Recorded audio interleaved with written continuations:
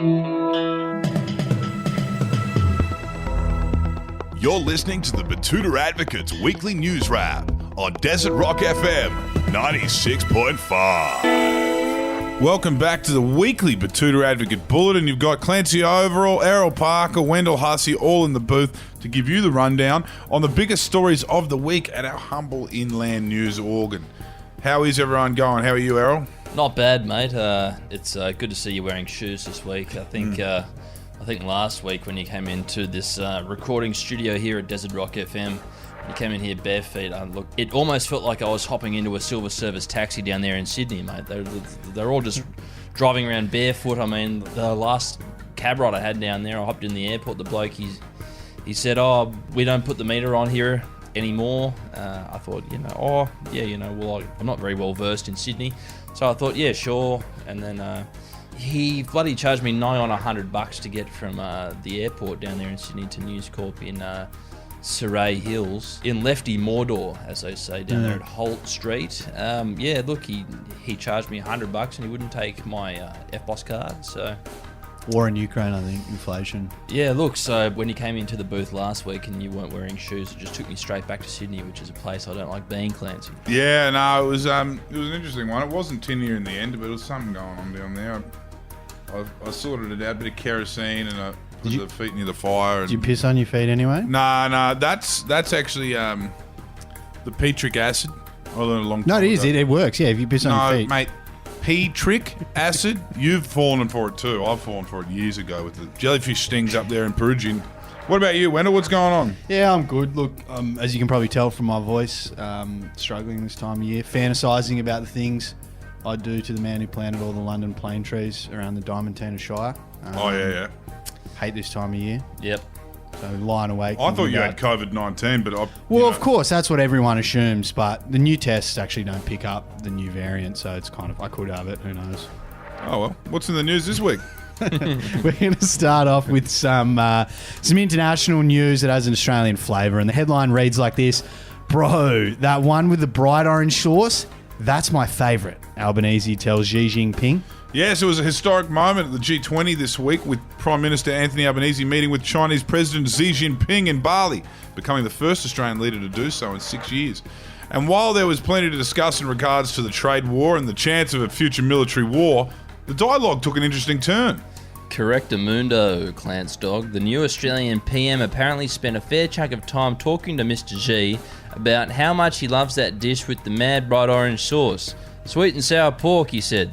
It is the best Chinese dish, hands down. I don't think Albo said this, which was surprisingly received better than the constant calls for an investigation into the ongoing and origins of the coronavirus pandemic. Yeah, Xi doesn't like talking about that. Look, we had a comment on that story that said, "Just need to treat Xi to a family banquet at Willow Garden and the diplomatic crisis will be over." Yep, a couple crownies will cool anyone down. I mean, we all know it came out of a wet market in Wuhan, so, I mean, like, what's the point? I mean... Well, the predecessor to... Let's have a bloody royal inquiry. The predecessor to Anthony Albanese, that Morrison bloke, was trying to imply that it was a lab leak, or it was the word chemical warfare. That's what he was trying to imply when he was trying to impress Donald Trump in the dying days of his presidency. Well, whatever it was too good for meatloaf. And what else is coming up? Speaking of Donald Trump, Clancy Overell, an egotistical billionaire has announced plans to fix America like that other one fixed Twitter. He's back. Donald Trump has announced that he's going to make another run for the US presidency, and his pitch to the United States of America is even better than last time. While he made America great again in 2016 to 2020, that's debatable. From 2024 onwards, he's going to be, quote, rescuing the American dream. Yes, it's very exciting, and of course, comes in the wake of another egotistical billionaire making a splash by buying the largest virtual cesspit in the world, known as Twitter. So just like Twitter owner Elon Musk, Donald plans to bring his charisma and loose relationship with the tax office to public prominence to rescue the nation once again. Exciting times. Now, look, there's some great economic news here in Australia that we're going to touch on. Our labour shortage has suddenly been resolved as busted crypto bros return to the workforce. Yes, wonderful news for employers who are breathing a massive sigh of relief this week.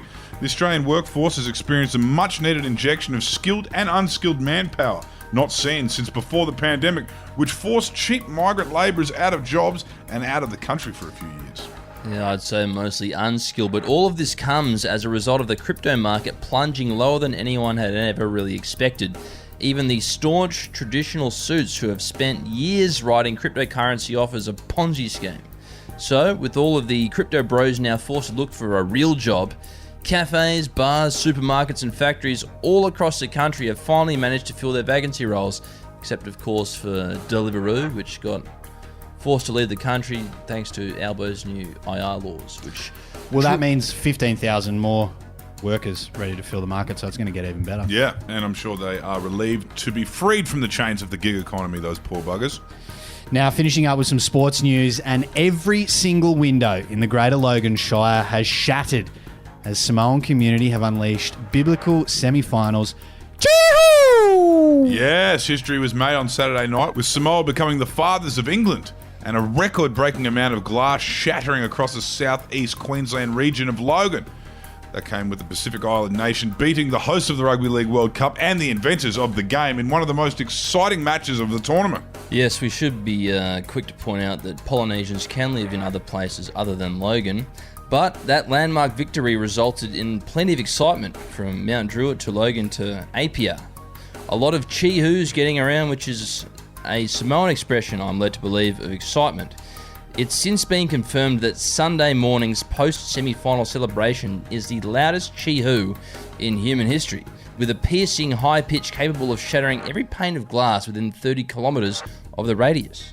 Yeah, there were a lot of utes and vehicles out cleaning up the glass after that. And good on them. I hope they beat Australia. Oh, keep it going. Imagine what would happen if they brought down the Kangaroos in the final. That'd be an even louder chee-hoo. Well, Paul Kent would have a hernia, I reckon, with He is Brian hoping. Toto. The only reason I want them to get up is so Paul Kent has a hernia. When are you going to call Paul Kent out for a celebrity boxing match, Clancy? There's not too much of an age difference. I think that Clancy's about... No, you're 4 years older than Paul Kent, aren't you?